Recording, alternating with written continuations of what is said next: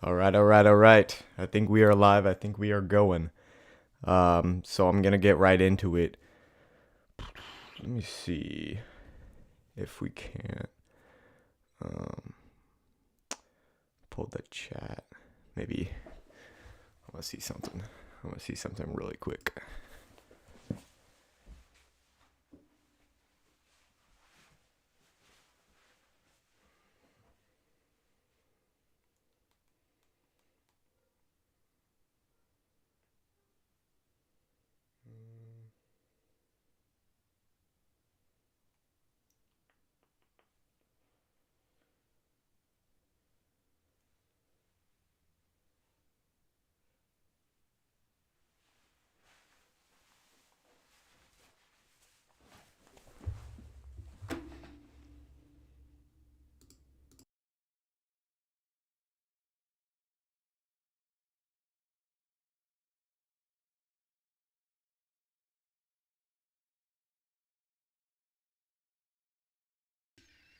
Okay. So I'm just setting up the chat thing real quick here, and then we'll get right into it.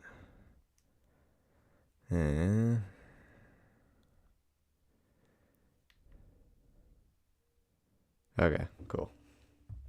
Keep it there. All right, so I just wanted to do a quick little live for you guys because we just got huge news.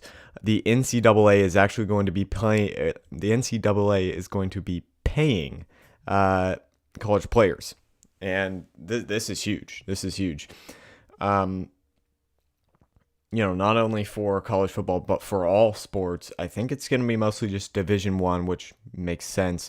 But this is a huge step in the right direction because we know the NCAA has really just profited off these college players that aren't getting paid anything. I mean, they're getting scholarships, I guess, and that's, I guess, probably how the NCAA justified before. But when you think about it, this is really the amount of money they get from like the TV deals, stuff like that, and we'll probably get into it a little more, is insane. And basically none of that is going to the players. They're just getting scholarships from the schools. So the schools, I think themselves are going to actually be paying them directly. So let me go ahead and share this real quick right here.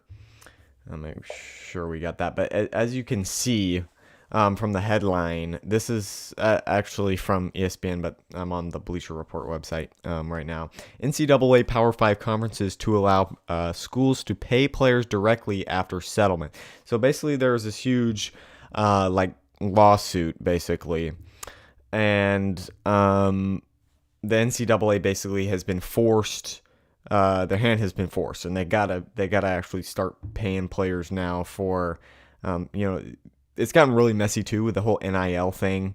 So let's just go in, break it down, and see kind of what's up. So this is the Power 5 conferences, which Pac-12 is basically disbanding, but I think this also includes like basically the past almost 10 years. I think we'll see where it goes back to. This right here is saying NCAA will pay $2.7 billion over 10 years in damages for both current and former athletes. So this is dating back to 2016. I'm not sure exactly why it's dating back to 2016 exactly. But yeah, this is a big day for college athletics. When you think about it, the way, especially college football, college basketball is, definitely presented. You look at something like even women's basketball, what they did for the School of Iowa, like Caitlin Clark, all those players that like probably generated the school tons of money. They're not getting a lick of that money, and they're the reason why Iowa was so popular. And that can be, the same for all of these schools, whether that be football, basketball, baseball, whatever. I'll be interested to see how will they split up the money? We'll see. Schools will reportedly enter a revenue sharing plan that allows them to disperse up to $20 million per year to their student athletes. The revenue sharing isn't expected to begin until fall 2025. Another thing about this is I don't really think the college athletes are going to be getting paid. These former college athletes are going to be getting paid all that much. I mean, considering how many student athletes there are, even 3.7 billion or whatever is, or what did I say, 2.7 billion? Yeah, 2.7 billion. I don't even think that's really enough to really compensate. Let's go further down and see here. So this like got all the way up, to the courts and stuff. This is the director and chair basically said, we recognize we're just on the front end of this entire process. There's a lot to be sorted out as we try to wrap our arms around some of the details that we're putting in place now. So yeah, there's still a lot to be broken down for this, because there's still a lot of questions like how. So the schools are paying their, athletes. I think it's either in this one or the other article here. It was basically saying the student athletes aren't technically employees, which is this seems kind of really messy, honestly. Let's read down, find out if we have any other.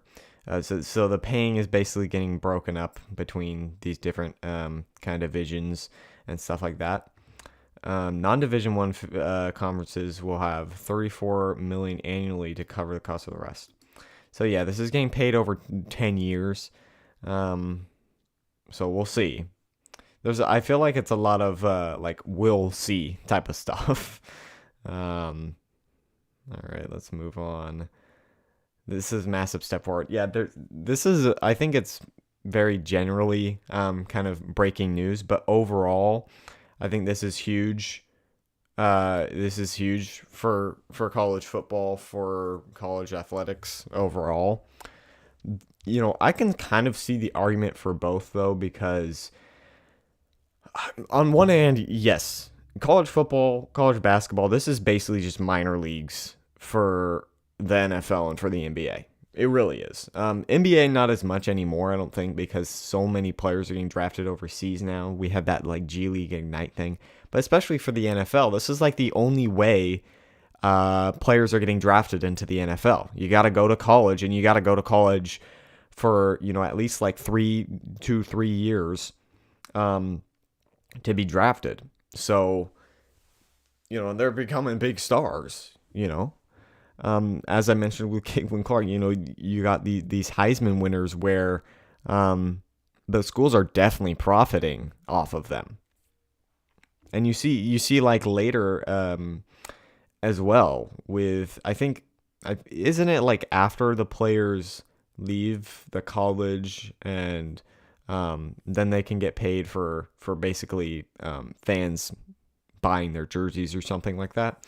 I'm not exactly sure how that works, but if we can, this is a step in another right direction, just like with EA Sports College Football 25, which I think there's some news too that we'll get into, where we're recognizing that these college stars are, not just as big as NFL stars, but they're stars nonetheless, and they deserve to be definitely compensated. Another thing with this whole paying out thing for the future is, will everyone just get paid a set amount like it kind of was for this NIL deal with College Football 25 with the EA Sports? Everyone just gets set a paid amount, and then NIL kind of decides the rest. If you are a superstar, then you're getting paid more.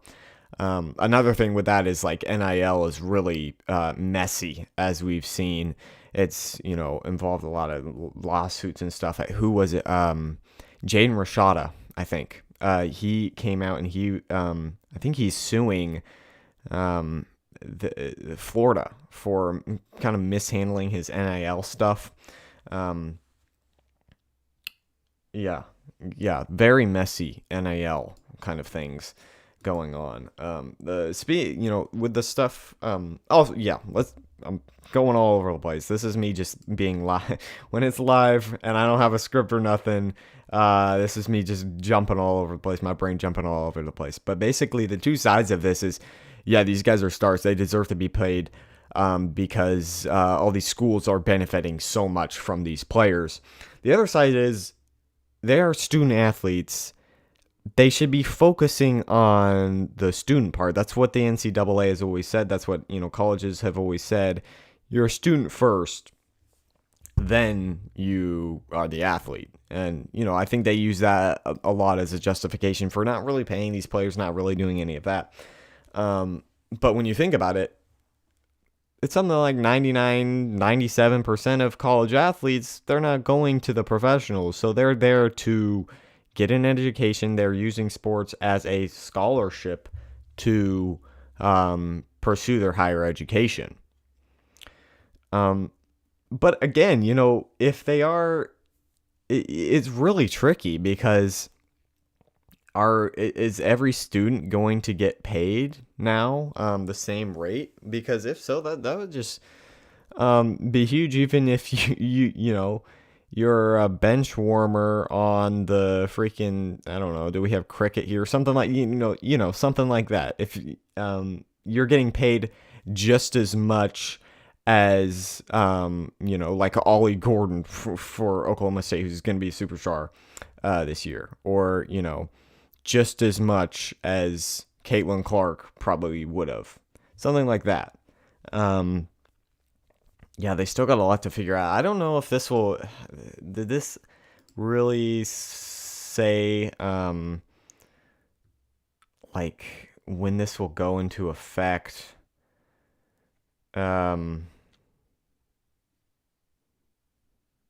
Schools to provide direct benefits to this model starting.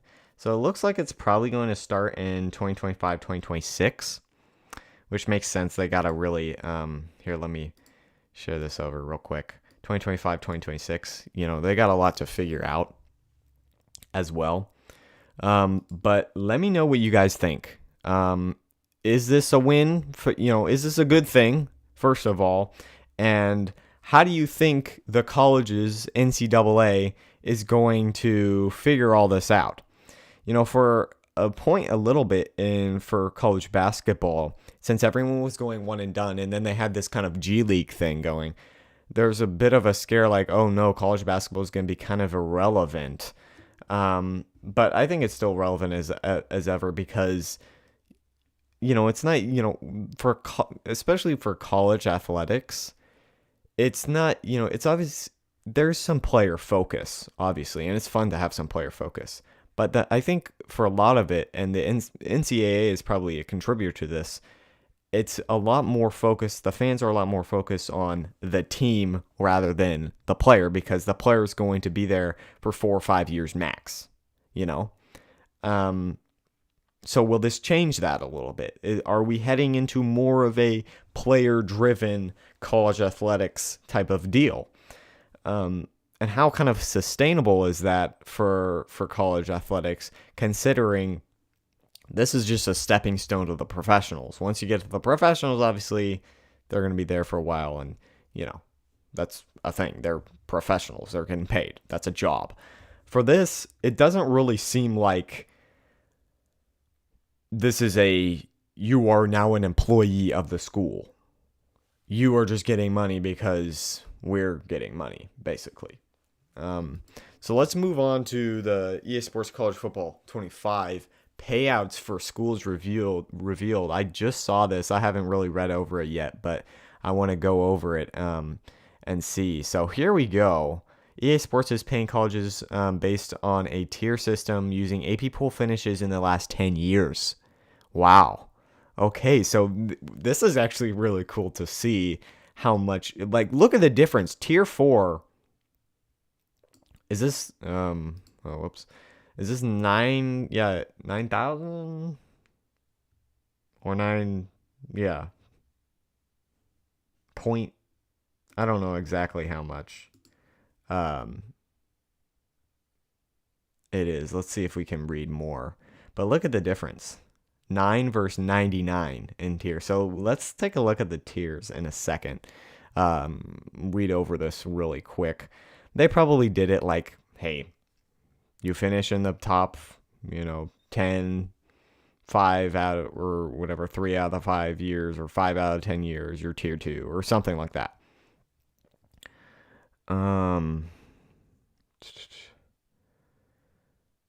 Only schools outside the Power 5 conferences in the top 2 tiers: Boise State, Memphis, Louisiana, Liberty, Utah State, San Diego State, Fresno State, and Navy. Okay, yeah, those are usually the best outside of the Power 5. 10 total points right there. So, yeah, they did it like a kind of a point system and then attribute it to the tiers. This makes sense. As for athletes, will have their likeness represented in the game. Over 29,000 athletes shared, or were sharing a pot of $40 million, as Liberty noted, with players guaranteed $600 alongside a copy of the game. Any additional payouts for individual players were negotiated and managed by one-team partners. Interesting. So maybe some players tried to negotiate and get more. Interesting enough. We have that whole thing with Archie Manning not wanting to be in the game. Maybe some players, played a little hardball, tried to get some more money. So let's take a look at this tweet right here and see who's in the tier. So tier 1's only got a few teams. So tier 1, yeah, these look like the powerhouses. Shout out to teams like Utah and Iowa getting in here. Oklahoma State too. That's actually kind of crazy. Oklahoma State got in there.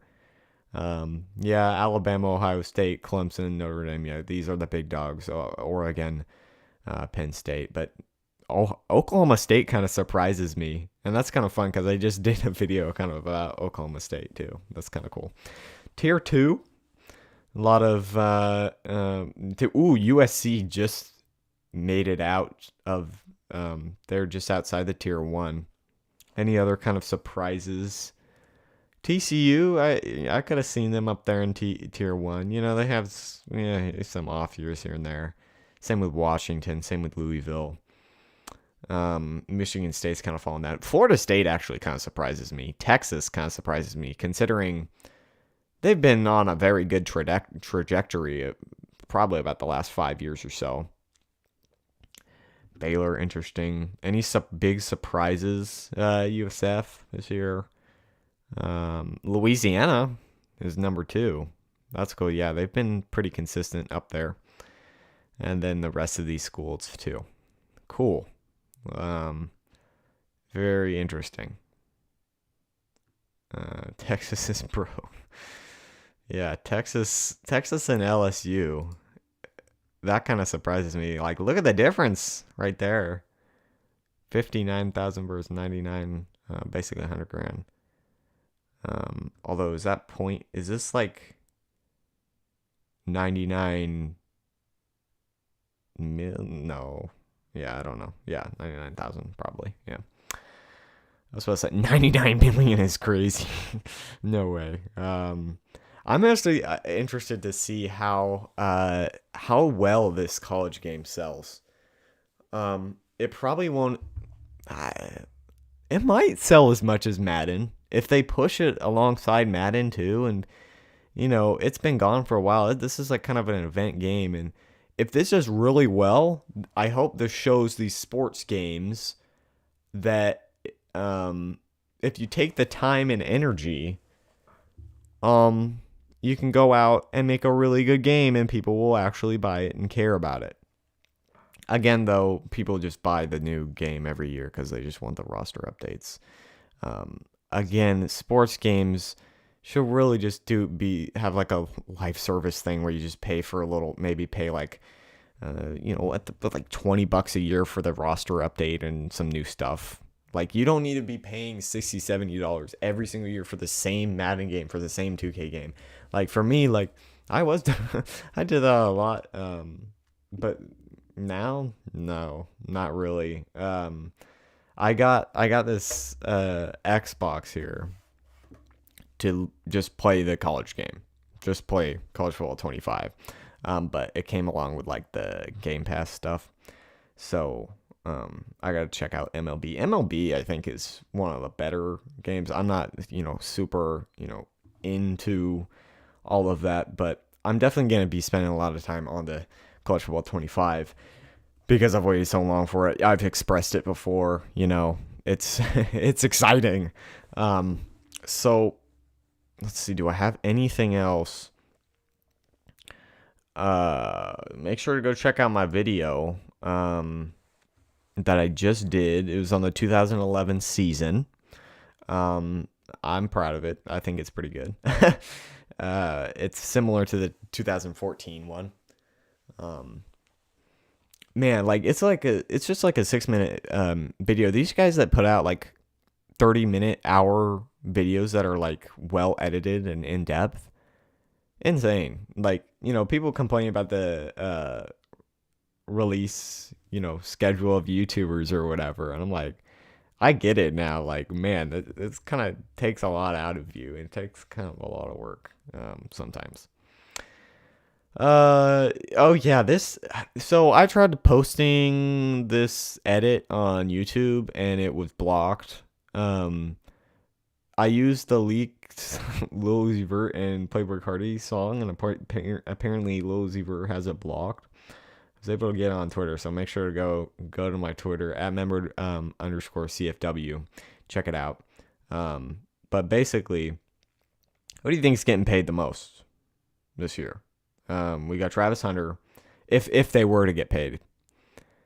Travis Hunter, Ollie Gordon, and who was the last one? Oh yeah, Emeka Ibuka. He's gonna be. Ooh, the Big Ten guys. The Big Ten is going to be so good. With Oregon, with Ohio State, and then the defending champs, Michigan. Washington will probably still be there. Obviously, Penn State. It's going to be good, guys. Big Ten is going to be really interesting. We'll see how USC does. They got to up their defense if they want to contend in this, Big Ten. Imagine a matchup between last year's USC team and last year's Iowa team. Just the best offense and the worst defense versus the worst offense and the best defense. Safe to say one side of the ball is going to be a lot more entertaining. With that best offense versus best defense, for sure. I think that's going to be it. I just wanted to break down and go over this thing here. So 2025 looks like it's going to be the year that all this starts happening. This is a huge win for college. This is a huge win for college athletics, for student athletes to actually be getting compensated for what they're doing. They're putting their bodies at risk. They're putting a lot at risk when they're going out there, and they're generating the school and the NCAA tons of money. You see these media deals with the conferences a ton. College football especially is huge here in the U.S. It's huge. Is there any other amateur athletics that's as big? And now it's kind of turning into minor leagues, basically, because it's so big. Yeah. Thank you guys all for tuning in. If you're catching this over on the replay, let me know and make sure to like and subscribe. We are on the road. I want to get 1,000 subscribers this year. Journey through to 1,000 of you guys. So if you are watching and you're not subscribed, go ahead and subscribe because we got a lot more content. College football season is just kind of revving up. We got the college football game. We got all this crazy paying and NIL news. So make sure to subscribe for all that sort of breaking down. And soon I'm going to have some conference previews out. Also, I wanted to get up into some updates as well. As far as College Football Weekly, I think I'm going to be maybe doing a different type of deal where I just do maybe like shorter videos each week covering a specific game or topic or whatever that I'm really interested in, because I feel like it's kind of just hard for people to just watch like half an hour long podcasts and just going through the entire week, and it could be kind of boring, honestly. It could be kind of boring here and there. So I'm thinking maybe do each week do like maybe a little 5-minute video on a specific game, specific topic, um, and that way, it's just a little more entertaining, and I can get them out more consistently as well because I'll still be pretty busy over the summer. Though I'll try to get some time and do some more edits, do some more little updates like this. Thank you guys all for watching.